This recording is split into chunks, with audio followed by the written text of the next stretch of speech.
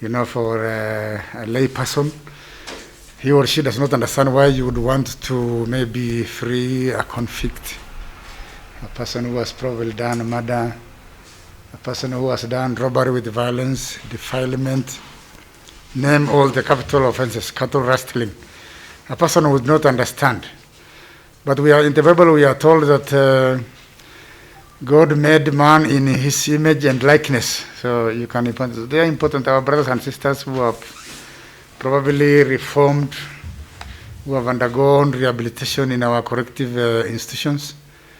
They need to be reintegrated back into the society. And when they come back, probably did not have means to start their livelihoods afresh, because again they have to start from the scratch. They might be rejected by the community because there is a negative connotation that this was a convict, this is a bad person. They do not believe they have reformed. So it's not an easy task. So again, they have to be accepted back. They have to be assisted to start livelihoods afresh. So it is not that easy. But I'm happy that the team that is doing this work is a team that is all inclusive. We have all the experts, legal experts, officers from the probation department, from the prison, from the law enforcement agencies. Just like I mentioned earlier in my office, we always want to ensure that there are no cases of abuse, there are no cases of corruption, so that it's only the very deserving ones that are released to come back to society. And we will continue to supervise them to just ensure that they have really reformed and that they will not go back to crime, because there is something called crime recidivism. I can't mention it properly, because there are those who normally like jailbirds, who do always, when they immediately are released, again they commit another crime, then they are taken back to court and to the prison.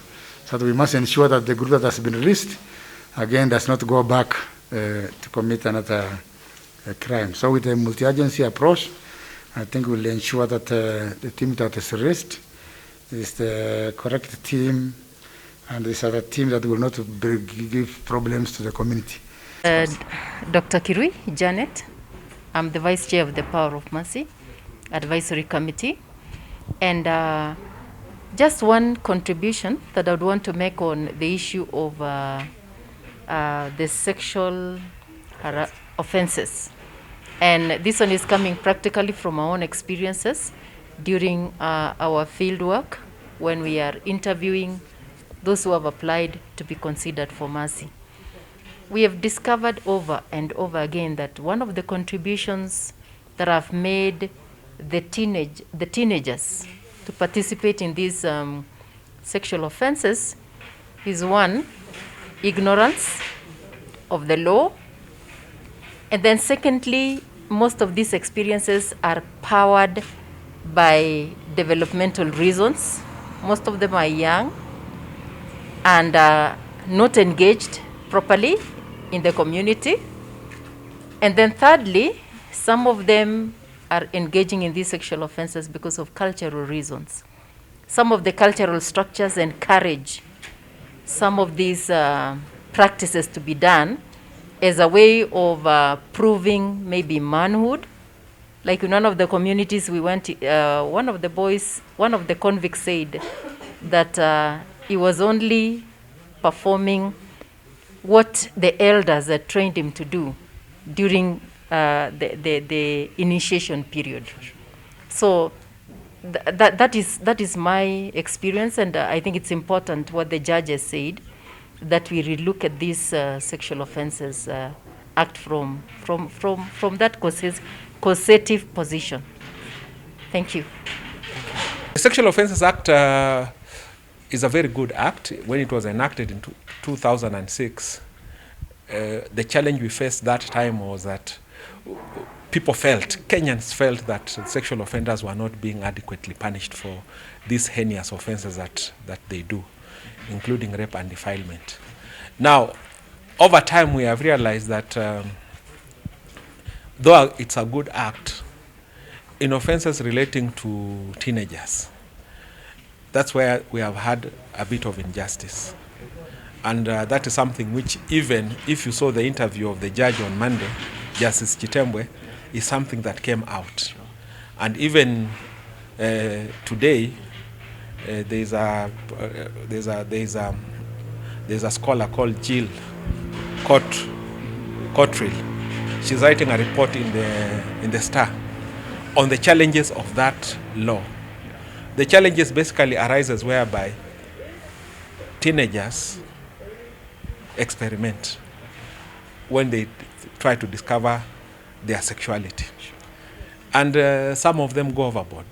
And that's why we have teenage pregnancies and such. But most of these relationships, to use a word, they are more or less consensual.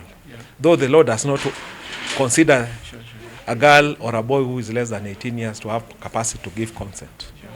But the social reality is that these things happen. Now, when it is criminalized, it creates another injustice. Because now we are having young men in prison. And you know, the way this law has been enacted is that when a young man and a teenager boy and a teenage girl have sex, you can call it consensual. It is the boy who is punished and the girl is not. And yet, they did it together consensually. So that disparity has created some level of injustice whereby you are now having many young people in prison who have been jailed because of that issue of defilement. But I have to clarify this.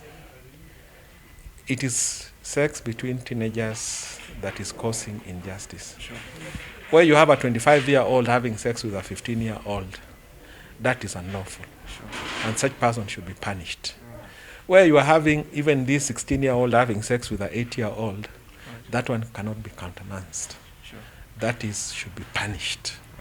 So we are only talking about these people where the age difference, the girl may be 14, the boy may be 16. The age difference can go to a maximum of 4.